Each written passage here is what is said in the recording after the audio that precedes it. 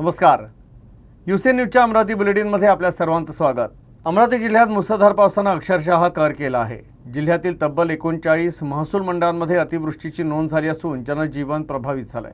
या संकटात दोघांचा मृत्यू झाला असून सुमारे 38,000 हेक्टरवरील पिकं पाण्याखाली गेली आहे. तर अतिवृष्टीमुळे 1092 घरांचं नुकसान झाल्याची प्राथमिक माहिती समोर आली आहे. तर प्रशासनानं बचाव आणि मदत कार्य युद्धपातळीवर सुरू केलं आहे. अमरावती जिल्ह्यात गेल्या काही दिवसांपासून सुरू असलेल्या मुसळधार पावसामुळे जनजीवन विस्कळीत झालंय. जिल्ह्यातील 39 महसूल मंडळांमध्ये अतिवृष्टीची नोंद झाली आहे. रेड अलर्ट दरम्यान झालेल्या संततधार पावसामुळे सुमारे 38,000 हेक्टरवरील शेती पिके पाण्याखाली गेली असून शेतकऱ्यांसमोर मोठं आर्थिक संकट निर्माण झालंय. बेंबळा नदीसह परिसरातील नद्या आणि नाले दुथडी भरून वाहत असल्यानं अनेक गावांमध्ये पूरस्थिती निर्माण झाली आहे. अतिवृष्टीमुळे 1092 घरांचे नुकसान झाल्याची प्राथमिक माहिती प्रशासनानं दिली. या आपत्तीत दोघांचा मृत्यू झाला असून प्रशासनानं बचाव आणि मदत कार्याला वेग दिला आहे. नुकसानग्रस्त भागांमध्ये पंचनामे सुरू करण्यात आले आहेत. दरम्यान स्थानिक आमदार आणि जिल्हाधिकाऱ्यांनी पूरग्रस्त भागाची पाहणी करून परिस्थितीचा आढावा घेतला. नागरिकांनी सतर्क राहून प्रशासनाच्या सूचनांचं पालन करावं असं आवाहन यावेळी करण्यात आलं. इथे सगळं तलाव सदृश्य परिस्थिती निर्माण झालेली आहे. अमरावती जिल्ह्यातील दर्यापूर शहरात सराफा दुकानावर सशस्त्र दरोडा पडल्यानं एकच खळबळ उडाली आहे. टीचर्स कॉलनीतील मोहरे ज्वेलर्समध्ये 4 मुखवटाधारी आरोपींनी बंदुकीचा आणि धारदार शस्त्रांचा धाक दाखवत अवघ्या 5 मिनिटात सुमारे अर्धा किलो सोनं आणि 13 किलो चांदीचे दागिने लुटून पसार झाले. संपूर्ण घटना सीसीटीव्ही कॅमेऱ्यात कैद झाली असून पोलिसांनी तपासाची चक्र वेगानं फिरवली आहे. दर्यापूर शहरातील टीचर्स कॉलनी परिसरात असलेल्या मोहरे ज्वेलर्समध्ये शुक्रवारी सायंकाळी सुमारे 8 वाजण्याच्या सुमारास हा थरारक दरोडा पडला. 4 मुखवटाधारी आरोपी अचानक दुकानात घुसले. त्यावेळी दुकानात व्यापारी गजानन माहोरे यांचा मुलगा गोविंद हा एकटाच उपस्थित होता. आरडाओरडा करण्याचा प्रयत्न करताच एका आरोपीनं त्यांच्यावर बंदूक रोखली तर दुसऱ्याने धारदार चाकूचा धाक दाखवत त्यांना खाली पाडलं. दरम्यान उर्वरित आरोपींनी दुकानातील सुमारे अर्धा किलो सोन्याचे आणि 13 किलो चांदीचे दागिने लुटले. जाताना त्यांनी गोविंद माहोरे यांचा मोबाईल फोनही सोबत नेला. अवघ्या 5 मिनिटात संपूर्ण दरोडा टाकून आरोपी 4 चाकी वाहनातून पसार झाले. दुकानात समोर राहणाऱ्या काही महिलांनी आरोपींना पळून जाताना पाहिल्याचं सांगितलं. घटनेची माहिती मिळताच दर्यापूर पोलिसांनी घटनास्थळी धाव घेत पंचनामा केला आणि दुकानातील सीसीटीव्ही फुटेज ताब्यात घेतले. आरोपींचा शोध घेण्यासाठी परिसरात नाकाबंदी करून तपास सुरू करण्यात आला आहे. या घटनेची माहिती शहरात पसरताच सर्राफ व्यावसायिक आणि नागरिकांनी घटनास्थळी मोठी गर्दी केली. वारंवार घडणाऱ्या चोरी आणि दरोड्यांच्या घटनांमुळे व्यावसायिकांमध्ये भीतीचं वातावरण निर्माण झालं असून शहरातील सुरक्षेचा प्रश्न पुन्हा एकदा ऐरणीवर आला आहे. अमरावती जिल्ह्यात गेल्या 24 तासांपासून सुरू असलेल्या मुसळधार पावसानं नद्या नाले आणि धरणं तुडुंब भरून वाहत आहे. नांदगाव खंडेश्वर तालुक्यातील मंगरूळ चव्हाळा परिसरातील साखळी डॅम ओव्हरफ्लो झाला असून डॅमवरील मार्ग पाण्याखाली गेला आहे.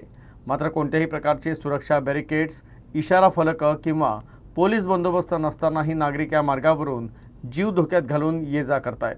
प्रशासनाच्या निष्काळजीपणामुळे मोठ्या अपघाताची भीती व्यक्त केली जात आहे. अमरावती जिल्ह्यात सुरू असलेल्या मुसळधार पावसाचा परिणाम आता धरणी आणि साखळी डॅमवर दिसून येत आहे. नांदगाव खंडेश्वर तालुक्यातील मंगळूर चव्हाळा परिसरातील साखळी डॅम पूर्ण क्षमतेनं भरून ओव्हरफ्लो झाला आहे.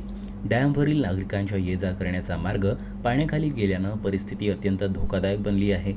तरीही अनेक नागरिक जीवाची पर्वा न करता या मार्गावरून प्रवास करत असल्याचं चित्र पाहायला मिळत आहे. विशेष म्हणजे घटनास्थळी कोणतेही इशारा फलक, सुरक्षा बॅरिकेड्स किंवा पोलीस बंदोबस्त नसल्यानं प्रशासनाच्या निष्काळजीपणावर प्रश्नचिन्ह उपस्थित होत आहे. संभाव्य दुर्घटना टाळण्यासाठी पाण्याखाली गेलेला मार्ग तातडीनं बंद करावा, आवश्यक सुरक्षा उपाययोजना कराव्यात आणि नागरिकांना सुरक्षित पर्यायी मार्ग उपलब्ध करून द्यावा अशी मागणी स्थानिक नागरिकांकडून करण्यात येत आहे.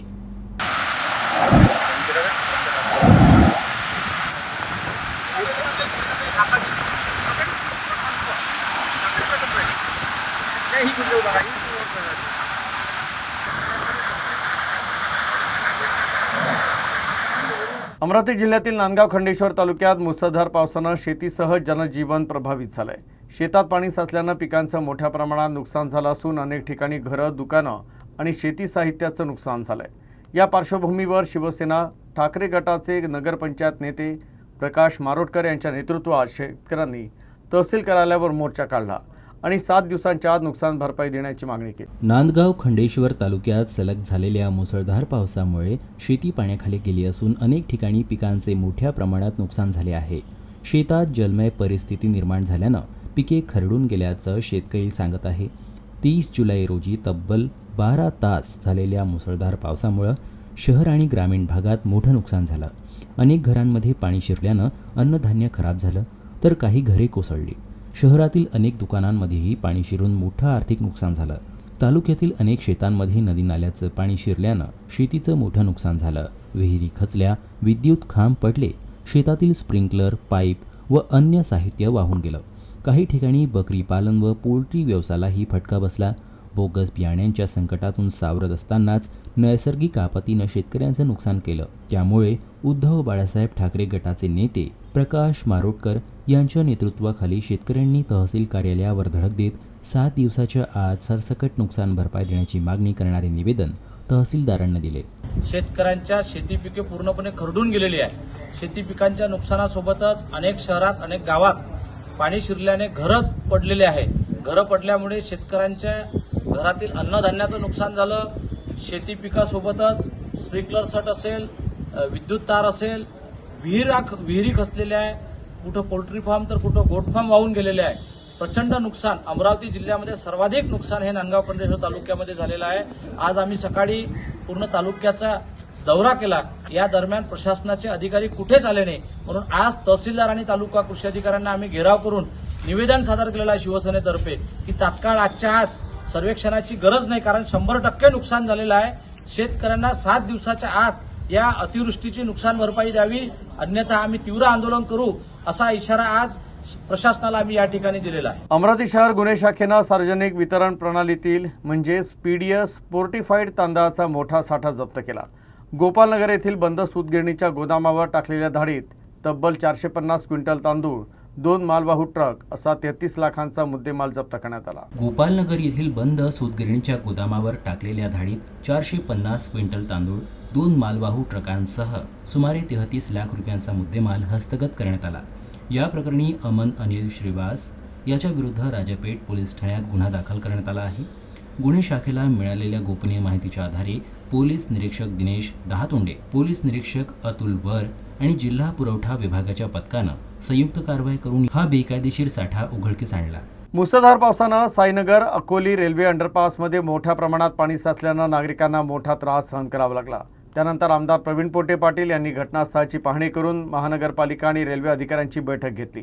अंडरपासचं उर्वरित काम तातडीनं पूर्ण करून भविष्यात पाणी साचणार नाही यासाठी कायमस्वरूपी उपाययोजना करण्याचे निर्देश दिले. यावेळी आमदार प्रवीण पोटे पाटील यांनी अकोली रेल्वे अंडरपासचे काम निकृष्ट व अपूर्ण असल्याबद्दल तीव्र नाराजी व्यक्त केली. छताचे काम पूर्ण न करताच अंडरपास वाहतुकीसाठी खुला करण्यात आल्यानं पावसाचे पाणी मोठ्या प्रमाणात साचले आणि नागरिकांना जीव धोक्यात घालून ये-जा करावी लागली. हा प्रकार अत्यंत गंभीर असून नागरिकांच्या सुरक्षेसाठी कोणतीही तडजोड सहन केली जाणार नाही, असं त्यांनी स्पष्ट केलं. बेंबडा नदीला पूर आल्यानं मंगरूळ चव्हाळा परिसरातील अनेक घरांमध्ये आणि शेतांमध्ये पाणी शिरलं. या पार्श्वभूमीवर पोलीस निरीक्षकांच्या नेतृत्वात पोलीस पाटील आणि वाहतूक पोलिसांनी रात्रभर मदत आणि बचाव कार्य राबवलं.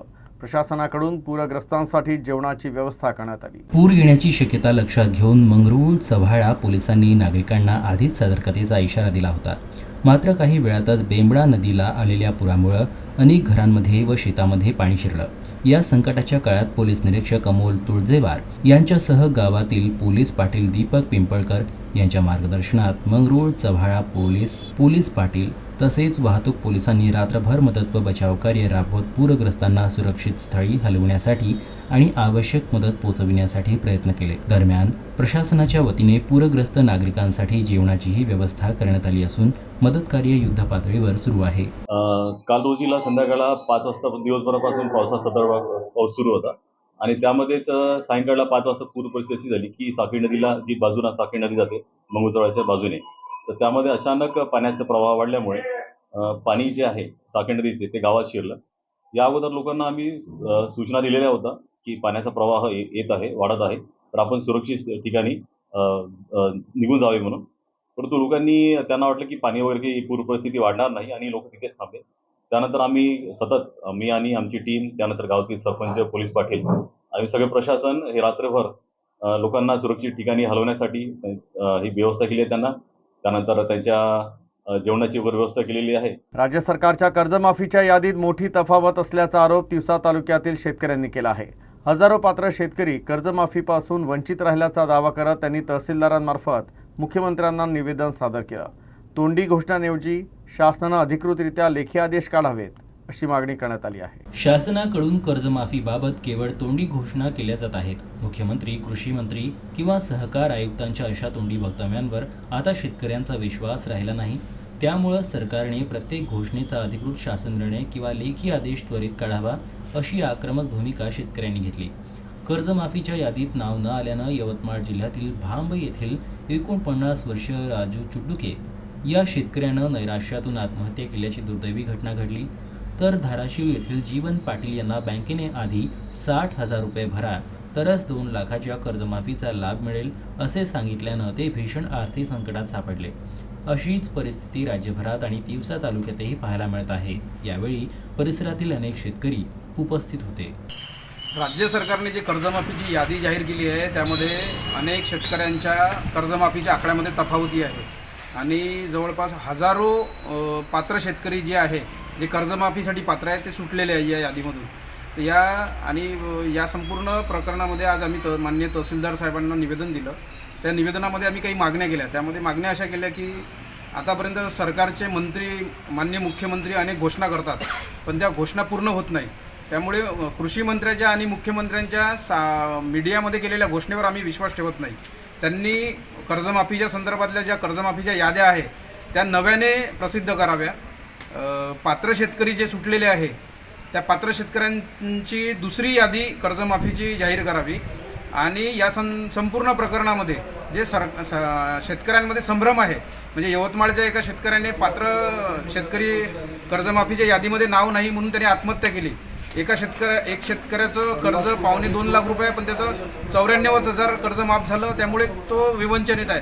असे प्रकरण होऊ देऊ नये आणि या कर्जमाफीच्या यादीमुळे, या सगळ्या त्रुटीमुळे शेतकऱ्यांच्या आत्महत्या होऊ नये आमचं म्हणणं आहे. वरुड मोर्शी तालुक्यात सुरू असलेल्या स्मार्ट मीटर बसवण्याच्या प्रक्रियेवर माजी आमदार देवेंद्र भुयार यांनी आक्षेप घेतला आहे. वाढीव वीज बिलं, ग्राहकांची संमती न घेता मीटर बदलणं आणि तक्रारींकडे दुर्लक्ष होत असल्याचा आरोप त्यांनी केला. चौकशी पूर्ण होईपर्यंत वादग्रस्त बिलांची वसुली थांबवावी अशी मागणी देखील त्यांनी केली. वाढीव वीज बिले, ग्राहकांची पूर्वसंमती न घेता मीटर बदलणे आणि तक्रारीकडे दुर्लक्ष होत असल्याच्या पार्श्वभूमीवर शासन व महावितरणाला इशारा देण्यात आलाय. भुयार यांनी स्मार्ट मीटर या संदर्भातील सर्व तक्रारींची स्वतंत्र तांत्रिक समितीकडून चौकशी करावी. चौकशी पूर्ण होईपर्यंत वादग्रस्त वाढीव बिलांची सक्तीची वसुली थांबवावी. ग्राहकांची लेखी संमती घेतल्याशिवाय मीटर बदलू नये. तसेच वीज वापर व बिलाची पारदर्शक माहिती उपलब्ध करून द्यावी अशी मागणी त्यांनी केली. तालुका स्तरावर विशेष तक्रार निवारण शिबिरे घेण्याचंही त्यांनी सांगितलं. तालुका स्तरावर विशेष तक्रार निवारण शिबिरे घेण्याचीही मागणी त्यांनी केली. महाराष्ट्र राज्य वितरण कंपनीला आणि मी विशेष करून सगळ्या कस्टमरांना, या वरुड मोर्शी मतदारसंघातील सर्व नागरिकांना सांगतो की वितरण कंपनीने साधारणतः 20% वीज बिल, वीज कनेक्शन म्हणजे स्मार्ट मीटर लावल्याची माहिती मला आहे. यानंतर एकाही शेतकऱ्यांना, एकाही नागरिकांनी हे मीटर त्याच्या घरी लावू देऊ नये. जर एकदा का तुम्ही मीटर लावलं तर मोठ्या प्रमाणात त्याच्यावर तुमच्यावर वीज बिलाचा भार पडेल. जे वीज बिल तुमच्यावर पूर्वी 2,000 येत होतं हे 5,000, 10,000 येईल आणि वितरण कंपनी ही तुमची कुठलीही तक्रार ऐकून घेत नाही. वितरण कंपनींनी अनेक फंडे आता आजमावलेले आहेत. गावातलेच लोक तयार करून त्यांना कन्व्हेन्स करून गावात गोडी गुलाबीनं गोड गोड बोलून मीटर, जुनं मीटर काढणे, नवीन मीटर तुमच्या मस्तकी मारण्याचं पाप वितरण कंपनी आणि काही अधिकारी, काही पुढारी करायला लागलेले आहे. गेल्या 3 दिवसांपासून सुरू असलेल्या मुसळधार पावसामुळे कठोरा परिसरात अनेक भागांमध्ये पाणी साचलं असून घरांमध्येही पाणी शिरलं आहे. त्यामुळे नागरिकांचं जनजीवन प्रभावित झालं असून ग्रामपंचायत प्रशासनाविरोधात तीव्र नाराजी व्यक्त केली जात आहे. या समस्येवर कायमस्वरूपी उपाययोजना करण्याची मागणी नागरिकांनी केली. या पार्श्वभूमीवर स्थानिक नागरिकांनी ग्रामपंचायत प्रशासनाविरोधात तीव्र नाराजी व्यक्त केली. नागरिकांच्या म्हणण्यानुसार हा प्रश्न यंदाचाच नसून दरवर्षी उद्भवतो. याबाबत वारंवार तक्रारी करूनही कायमस्वरूपी उपाययोजना करण्यात आली नाही. तसेच ग्रामसेविकेशी संपर्क साधून परिस्थितीची माहिती दिल्यानंतरही समाधानकारक प्रतिसाद मिळाला नसल्याचा आरोप नागरिकांनी केला. स्थानिक नागरिकांनी संबंधित ग्रामसेविकेवर नियमानुसार कारवाई करण्याची मागणी केली असून या प्रकरणाची माहिती BDO यांनाही देण्यात आल्याचं सांगितलं. BDO यांनी घटनास्थळी संबंधित अधिकाऱ्यांना पाठवून आवश्यक कारवाई करण्याचं आश्वासन दिल्याचा दावा नागरिकांनी केला. दरम्यान कठोरा परिसरातील पाणी साचण्याची समस्या कायमस्वरूपी सोडवण्यासाठी तातडीनं उपाययोजना करण्याची मागणी नागरिकांकडून होत आहे.